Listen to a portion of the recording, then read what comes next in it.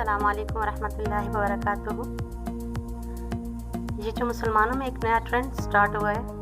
Fathers Day, Mother's Day, sister day, Teachers' Day, so and so, तो ये सब media की मेहरबानी है, नाक़िस निज़ाम तालीम की वजह से है, नाक़िस निसाब तालीम की वजह से है कि हमारे वो रिश्ते जिनका एहतराम, जिनके हकूक़ हमारी हर सांस पर हम पर लाज़िम हैं, उनको हमने एक दिन में जो है वो फ़ारग करने का नज़रिया अपना लिया है। तो बज़ाहिरन ये गुमराही के उरूज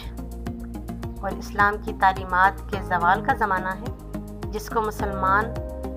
नौजवान नस्ल ख़ुद कंधा दे रहे हैं। ऐसे नज़रियात को अपना कर उनको कामयाब बनाकर, बजाय इसके कि वो कुरान खोल कर पढ़ें, बजाय इसके कि वो अहादीस की किताबें खोल कर अपने रोज़ाना के वक्त में से 24 घंटों में से आधा घंटा दीन के लिए वक्त करें,